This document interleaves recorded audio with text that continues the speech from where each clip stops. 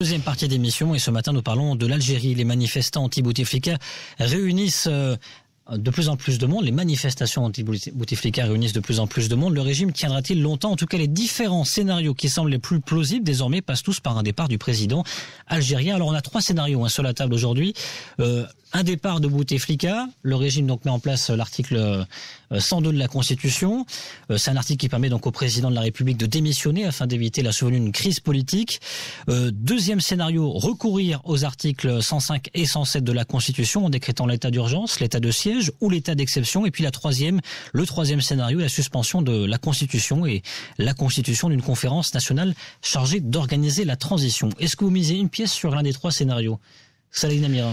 Moi, je pense que la démission, c'est un scénario qui n'est pas envisageable, parce que si seulement les régimes arabes avaient cette intelligence de comprendre le pot de la rue et de l'anticiper et de prendre la décision qui s'impose. Je pense que le problème aujourd'hui, indépendamment du scénario, c'est de trouver le remplaçant. C'est que les clans, on lutte pour justement la manne pétrolière et la rente qui suit aussi sur le plan économique, n'arrivent pas à trouver la personne qui serait le remplaçant idéal ou qui prendrait le relais de Bouteflika. Je pense que c'est ça le problème, parce que Bouteflika, il est démissionnaire depuis pas mal d'années. C'est juste un corps qu'on traîne malgré lui pour pouvoir maintenir un ordre en place. Alors là, le régime a mis en place des propositions. C'est le 11 mars dernier. Oui, mais c'est juste pour gagner du temps. En fait, le régime aujourd'hui cherche à gagner du temps, le temps de trouver consensus sur la personne idéale qui garantirait en fait les intérêts de tout le monde. C'est ça ce qui se passe aujourd'hui. La rue met la pression et donc les lobbies ou les clans derrière, le clan Bouteflika et ses alliés cherchent aussi à trouver donc le remplaçant idéal. Entre-temps, ça dépendra, en fait, le scénario dépendra de la rapidité du choix de la personne. Donc fin du cinquième mandat, on rappelle ces propositions, et puis élection présidentielle et législative qui serait anticipée entre guillemets, qui aurait lieu du coup à la fin 2019. Hamid Faghidi, est-ce que vous misez-vous une pièce sur l'un des trois scénarios? Je rappelle que la suspension de la Constitution, c'est ce qui s'est passé en Tunisie. Est-ce que ça peut être une hypothèse Non, il n'y a absolument aucun point de comparaison entre la Tunisie et l'Algérie, et même avec le Maroc. L'Algérie a un problème. Beaucoup de gens parlent de crise de démocratie. Non, le seul problème qu'il y a, c'est qu'il y a eu une crise de paresse de la part des généraux qui gouvernent l'Algérie, parce qu'ils n'ont pas pensé à l'alternative avant l'heure. Ils n'ont pas pensé qu'il allait y avoir une fronde qui serait aussi grande par rapport à la personne de Bouteflika. Parce que si les gouverneurs, les gouvernants d'Alger avaient choisi un autre visage, un autre nom, et lui avaient assuré la bonne promotion avant les élections, et il aurait posté comme candidat de remplacement de Bouteflika, je ne crois pas que la rue algérienne aurait été poussée à ce point-là dehors. Donc aujourd'hui, je pense que quelqu'un est en train de chercher à gagner du temps, de trouver quelqu'un qui ferait le consensus de tout le monde. Et si, en fait, pourquoi on se pose jamais la question, pourquoi est-ce qu'ils ont gardé Bouteflika comme candidat malgré son âge, malgré sa maladie, malgré son...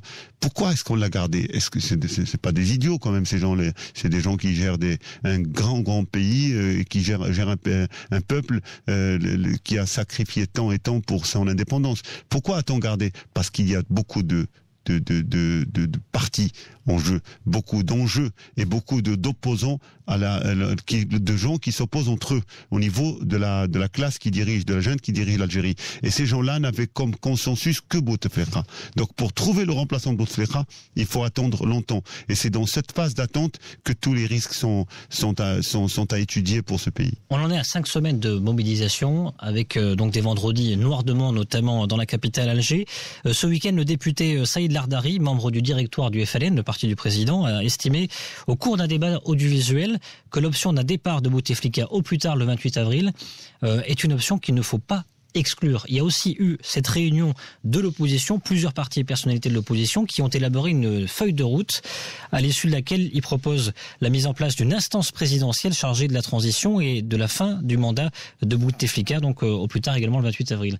Donc on voit que même l'opposition commence à se préparer à cette démission, à ce retrait d'Abdelaziz Bouteflika. Ça bouge de plus en plus.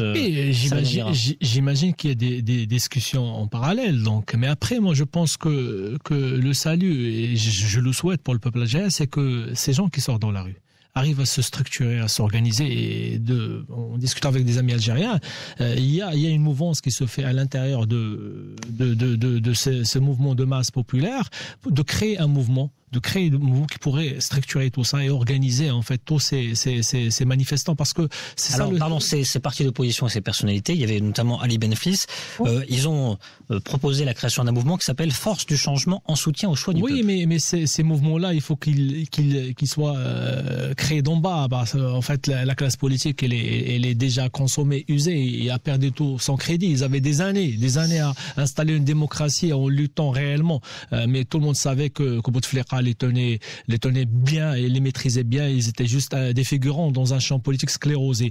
Aujourd'hui, je pense, et je le souhaite pour nos amis algériens, qu'ils réussissent à faire émerger un mouvement de la rue, parce qu'il y a plein de jeunes brillants, intelligents. Il y a même certains collègues qui ont travaillé avec nous ici, on les voit capables de mener et de proposer une vraie alternative, comme ce qui s'est passé dans d'autres pays. Il faudrait qu'on arrive à créer ce mécanisme-là. C'est que les forces, les vraies forces actives, ceux qui brillent, ceux qui tiennent la rue aujourd'hui, arrivent à créer et à structurer en fait leurs demandes, et en mettant en place rapidement un leadership qui permettrait justement de créer la vraie alternative. Alors parmi les autres propositions d'Abdelaziz Bouteflika, le 11 mars dernier, il y avait aussi la création d'un nouveau gouvernement. Ça fait 14 jours qu'on attend ce gouvernement. Il pourrait tomber dans les prochaines heures, d'après Alger 24, qui est un quotidien, qui est un site électronique francophone indépendant d'Algérie, qui nous dit quoi? Qu'un nouveau gouvernement piloté par le Premier ministre Nourdine Bedoui serait imminemment annoncé, sans doute aujourd'hui, avec des jeunes figures qui pourraient faire partie de ce gouvernement.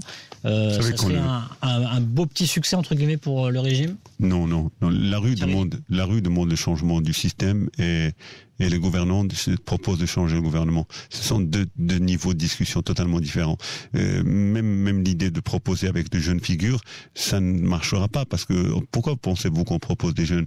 C'est parce que les moins jeunes, ceux qui ont de l'expérience, ceux qui ont des acquis et qui ont un background, n'oseraient pas, ne s'aventureraient pas à faire partie d'un gouvernement qu'on sait condamné d'avance. Donc c'est forcément des jeunes qu'on va mener, c'est de la chair à canon politique qu'on va mettre en avant, qui vont durer 15 jours, 3 semaines, et puis ça sera terminé. Non.